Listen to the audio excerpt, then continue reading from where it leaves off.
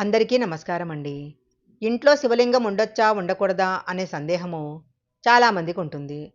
పూజా గదిలో శివలింగం గనక ఉన్నట్లయితే ఏ నియమాలు పాటించాలి అన్న విషయాలను గురించి ఈ వీడియోలో మనం తెలుసుకుందాము. ప్రతి గ్రామంలో కూడా శివాలయం ఉంటుంది. శివాలయం లేని ఇల్లు, శివాలయం లేని ఊరే ఉండదు. చాలామందికి తమ ఇంటిలో పూజా గదిలో శివలింగం పెట్టుకొని అభిషేకం చేసుకోవాలనే కోరిక ఉంటుంది. ఇంట్లో శివలింగం పెట్టుకోవాలంటే కొన్ని నియమాలను తప్పకుండా పాటించాలి. కొంతమంది మాత్రము ఇంట్లో శివలింగం ఉండకూడదు అంటారు.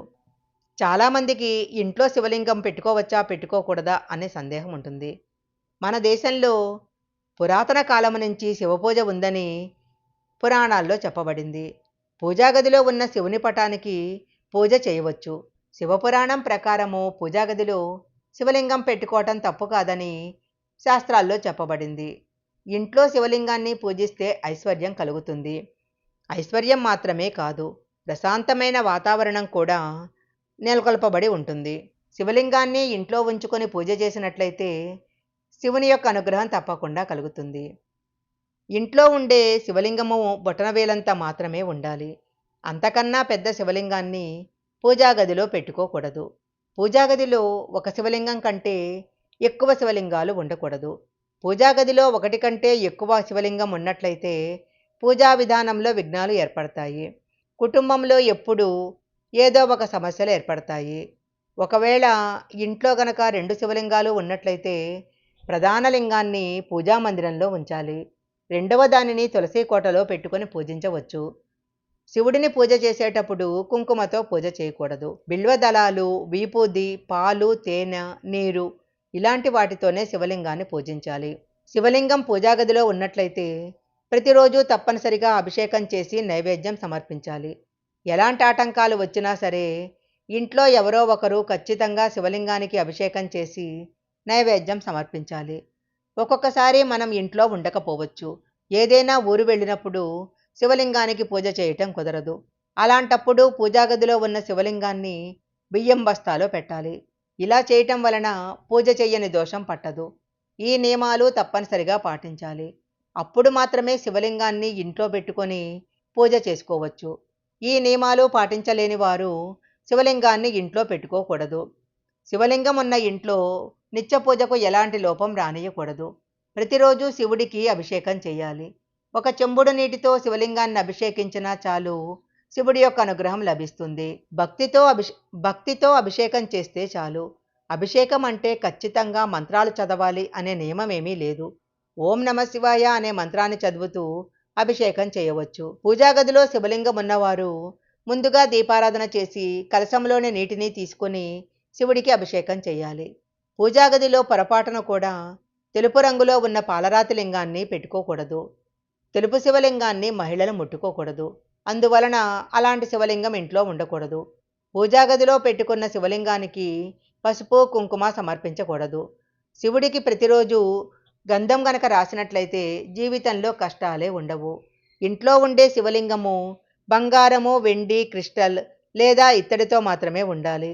ఇంట్లో ఎప్పుడూ గాజు శివలింగాన్ని ఏర్పాటు చేసుకోకూడదు. శివలింగాన్ని పూజించే సమయంలో తులసాకులను మాత్రం సమర్పించకూడదు.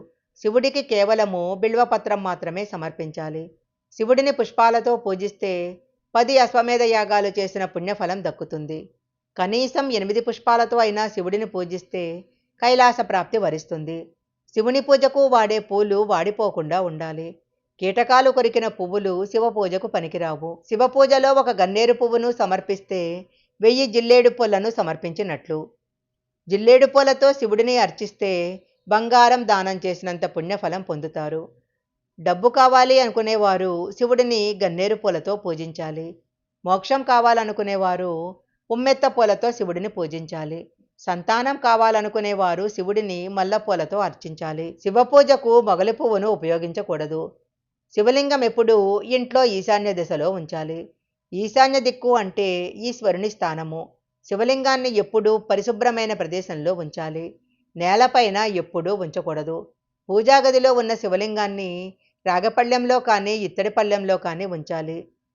ఏ ఇంట్లో అయినా శివలింగాన్ని ప్రతిష్ఠించుకుంటే ఆ ఇంట్లో నందిని కూడా ప్రతిష్ఠించాల్సిందేనని పురాణాల్లో చెప్పబడింది.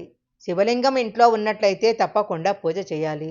నిర్లక్ష్యం చేస్తే శివుని యొక్క ఆగ్రహానికి గురి కావలసి వస్తుంది. శివలింగాన్ని ఇంట్లో పెట్టుకొని పూజ చేసినట్లయితే ఎలాంటి కష్టాలు కలగకుండా జీవితం ఆనందంగా సాగిపోతుంది. శివాలయంలోకి అడుగుపెట్టగానే శివుడి కంటే ముందుగా నందిని దర్శనం చేసుకోవాలి. శివుడు లయకారుడు కాబట్టి శివుడు లయకారుడు కాబట్టి మూడవ కన్ను తెరిస్తే సృష్టి అంతమవుతుంది. అంత శక్తి పరమశివుడికి ఉంటుంది.